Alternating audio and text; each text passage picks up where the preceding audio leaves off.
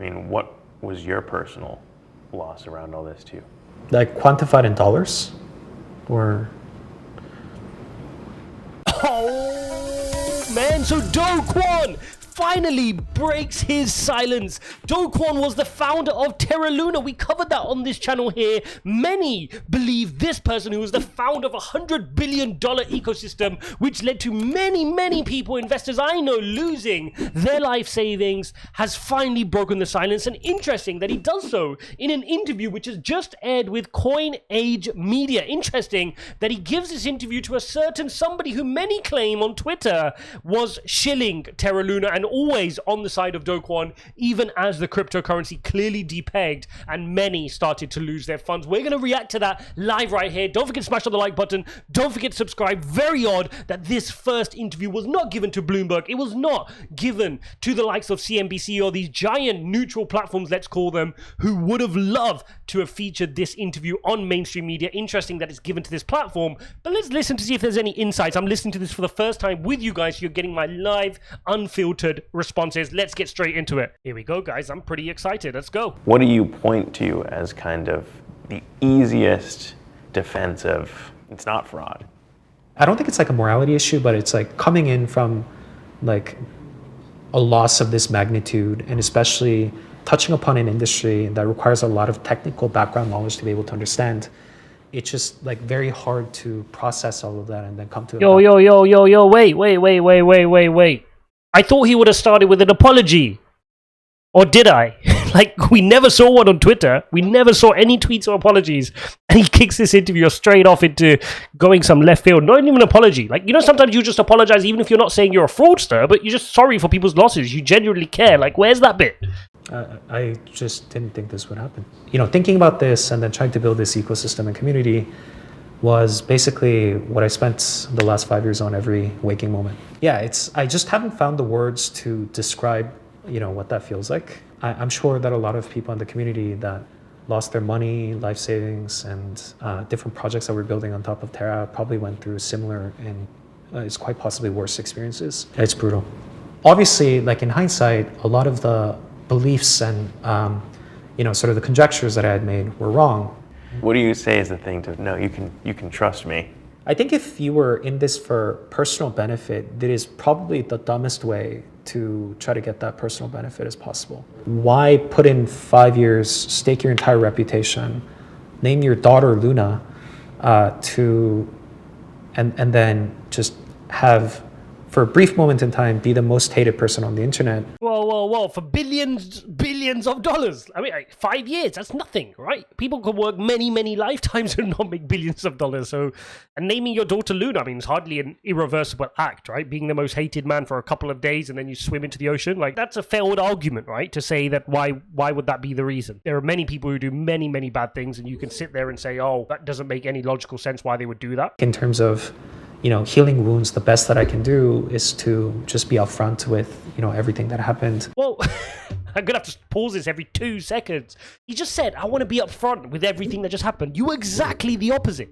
We covered this day by day as it collapsed and even post-collapse. Never did you come out, never were you transparent, never did you have a voice until you wanted to shill Luna 2.0 and suddenly you remembered your Twitter password again and started tweeting. You were not upfront with what happened with the transaction. You never provided receipts of the transactions, of where the Bitcoin Reserve Fund was moving. You were far from transparent, and that is proven by the fact that you're giving this first interview now to this, you know, pseudo decentralized media network, which is not actually decentralized, by the way. It's completely centralized. Even they're saying that themselves right now.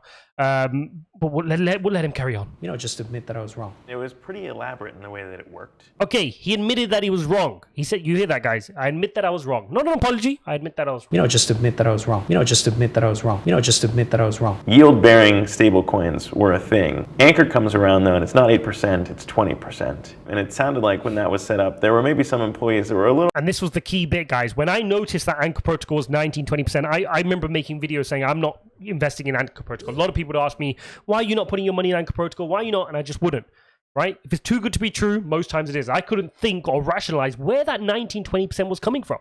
And it got me concerned, which is why I never put any money in Anchor Protocol, not even a little bit of a test amount. A little uncomfortable with the idea of 20%. It was far higher than what was out there. Actually, just to set the record straight, Sort of the internal consensus of what people wanted to do with the interest rate was several thousand% APR, like with Anchor in the beginning. Several thousand% APR. Several thousand% APR, like with Anchor in the beginning. And it's not a function of Something, Doe, just keep some things in your head, mate. Keeps 19-20% just had me on the floor like, oh, I can't believe this is true. And you're going to offer thousands of percent of APR. like them thinking trying to make things unsustainable is a good idea. So what In that journey, was there a point where you said, we're untouchable? I felt like every day UST was getting stronger than the previous day. I don't think that's true. I don't think that's a true statement at all. He said every day I felt UST was getting stronger. I completely think he was wrong. So you got to remember, he's building algorithmically backed stablecoin. Months ago, he then at some point had this realization that this algorithmically backed stablecoin, the algorithm isn't enough. I need to go back it with Bitcoin, right? So in that moment, he accepts a failed weakness in his algorithmically backed stablecoin. So for him to say each day leading up to the collapse, UST was getting stronger and stronger as a proposition, that is not true. And he knows that's not true, because if it was fine, how it was operating last year in 2021, he would have left it running that same way. He wouldn't have frantically, and it was frantically tried to go and build up a Bitcoin reserve fund, which he was doing in terms of the reserve fund. Time. That did seem, I guess, different from what the original promise of UST and Luna always was, which was it was an algorithmic stablecoin that functioned perfectly without the need for a reserve. Ah, there you go. So we felt that by adding multiple different types of collateral, starting with Bitcoin, UST had a real chance to become the decentralized money for all of crypto. Where that kind of plan came from and what made you want to introduce that at that time? So we started to do that with Bitcoin because we believe that it's the most resilient, the least biased digital currency on the planet. And that very important point, guys. So that was the first warning, is when he went to go create a reserve currency. Now, at the time, many in the crypto space were enamored by the fact that this is good. He's buying loads of Bitcoin, which is good for the Bitcoin price. I understand. Doesn't necessarily mean it's good for the Terra Luna project, okay? It was good for the Bitcoin price that he was buying Bitcoin, but at the same time, he's admitted he needs a reserve currency. Now, even at that point, you can still say it's okay. You're backing it with Bitcoin, which is harder money, better money than Terra Luna and your algorithmically backed stablecoin. Why? Because it's got the proof of network and the database of miners backing it. So it's better money than your fresh air, which it turns out to be now UST and Luna, right? But where things then got even more worrying, which we covered on this channel, is when he started backing it with Avalanche. Now you're taking an altcoin, a layer one play, which is arguably much smaller cap, and you're using it in your reserve fund. So I don't know what was going on in his head. Optimizing for like economic stability, Yeah. we probably would have built up a reserve in stablecoins, other stablecoins. Now, another failed option. So he said we would probably have eventually built up collateral with other stablecoins. Guess who recently did that? MakerDAO, DAI. We got a video of that on the channel here as well. DAI was partly backed by USDC. How can that make sense? So you're backing your stablecoin with another stablecoin, which is backed by whatever they choose to back with. In the case of USDC, they choose to back it with some cash and cash equivalents, which is what they claim is theirs is 100% cash and cash equivalents. If you back it with USDT, then you've got the risk that comes with USDT. If you pick another coin, you're just transferring the risk across. You're not actually going to any safe money. I honestly didn't think it would fall this much. Yeah. And I know that, from time to time in its history, Bitcoin has gone down 80% every now and then. But my thinking back then was like the amount of economic output that's been built in crypto, the amount of people that have come in and started to build in this industry is unparalleled compared to all the other points in time. I felt like it was starting to display resilience as a decentralized, pristine type of commodity. But I was wrong.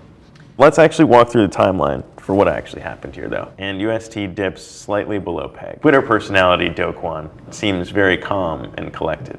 Do Kwon in person talking to the Terra team as this is starting to unfold. What's happening on that day? So I was in Singapore. I wake up in the morning, and then I think the curve pool was imbalanced because somebody had done once the news leaked, we started to see massive shorts pile up against Luna. So the value of the tokens that we were ready to sell just basically got decimated. Whoa. So he said he started seeing massive sell pressure coming in from the shorts. Okay, so already starting the blame game. But at the same time, we know he deployed all of his reserves. And this was one of the main criticisms we covered on the channel was, in that moment, when you know the shorts are attacking, why wouldn't you let them attack and then let it stabilize? Why did you publicly say, I'm going to defend the peg with size at this certain level and just telegraph everything that you're doing towards these shorts? Like, how does that make any sense? It wasn't so much that I thought like the peg would be irrecoverable. So like you got to understand, like I've been through multiple of these crises before, and then the peg always recovered. At what point did the discussions in the war room shift from, all right, look, we tried everything, didn't pan out? So when I went into like a mini state of shock, I think I'm not sure if this is his coping mechanism, but I mean, he's just laughing an awful lot. I mean, it doesn't, like, he's recalling a very traumatic experience, but he's laughing. And this is a bit odd, right? Because this is, you know, I'm no psychologist, but this would be a trait of somebody who could be capable of some of the things many are putting on his name, right? And claiming he could do. I mean, it's very interesting how he's having these little laughs to himself when recalling these tragic moments, these very tough moments where many people lost their life savings. a few days, like most people in those places just hadn't been sleeping at all. Yeah, how much sleep did you get during that whole week? For like 8 days, I don't think I slept at all. You pulled 8 straight all-nighters? So 7 nights, and then I think I had one burrito throughout the entire time. A burrito? One burrito, half a burrito. Yeah. Oh my God. I just didn't notice the passage of time. So like even now, Bro, we don't care about how many burritos you did or didn't eat. We want to know what happened to the Bitcoin. What happened? What did you do to defend the peg? What accountability measures did you take? Who did you inform? What was the game plan? What was the thoughts behind how to defend the peg? This is what we always wanted to know. We don't want to hear your sob story. Every CEO out there who runs every business, from a small-sized business to a medium-sized business to every single enterprise, has their sleepless nights running their businesses. I've had my fair share. Everybody who runs a business has had their fair share. You just happen to have a bigger company with $100 billion of enterprise value. That's the risk you take, which is why you made the money you made, right? I don't care about your burritos or non-burritos, right? The reality is, what was your game plan? That was the bit we want to focus on. It was dark. yeah. I mean, it was a dark, the Terra community boards, you know, there were talks of suicide and people who had lost life savings. My co-founder had a family friend who killed himself too. It was just, there's a lot of stories like that. Right. I mean, what do you tell the people that were impacted by this? Yeah, so after the chain halted, I spent a couple of days calling. The calls were rough.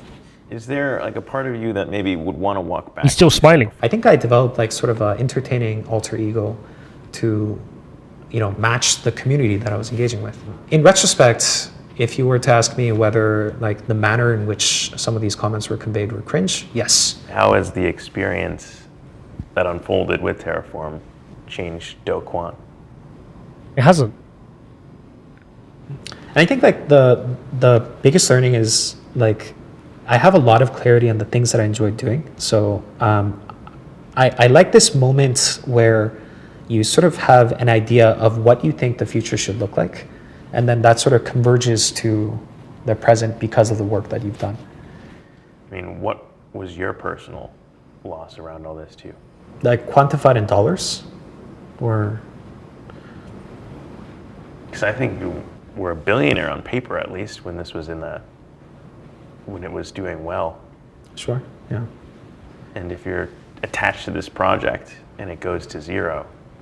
I mean, I just want to make it perfectly clear. The way that I thought about Terra Luna was, I mean, this was essentially my life. I put my actions where my beliefs are. I bet big, and I think I lost. What are you prepared to face? Well, in terms of, you know, like dealing with due process, right? It's not a question of what you are prepared to face. Yeah. It's a question of how you are going to face them. After the crash, your legal team all left. We're doing this interview now because you want to talk about what happened truthfully. And that was a very big red flag, which again, we covered on the channel. His legal team left. If anybody knows anything about working with legal professionals, I do from my past with working with legal professionals, they are very heavy on ethics and morality, right? As in, these individuals, if they've seen something happen, they won't stick around. They'll be gone, right? Especially if they weren't part of the game, right? If they're part of the game, that's different. You'll see them stick around and they're on your side. But if they saw something which they weren't part of the grand escape along with you, they will up and leave ship. They don't want their name tarnished. They want to go and carry on working. I mean, no lawyer is going to be happy, but it is what it is. Right, we were talking about Daniel Shin, your co-founder, and last night the news that prosecutors raided his house to go in and try and figure out what happened here. I mean, is that a decision? How do you feel about that impacting him now? Zach, whenever you ask questions about me feeling bad, like the default answer is always going to be that I feel terrible, obviously. And especially given it's been a while since he stepped away from the company, I don't think, whatever happened here. What was that? Was that like a fake check? Like, yeah, I'm checking you, Zach. Like, what are you on about? You're getting asked the softest questions, which you've pre-planned together. Come on. Come on, Doe. You picked your best friend who was shilling Luna with you and protecting your actions. You're pretending like he's giving you an honest interview. Stop pretending. It has anything to do with him. How you define fraud? If he knew something that wasn't true,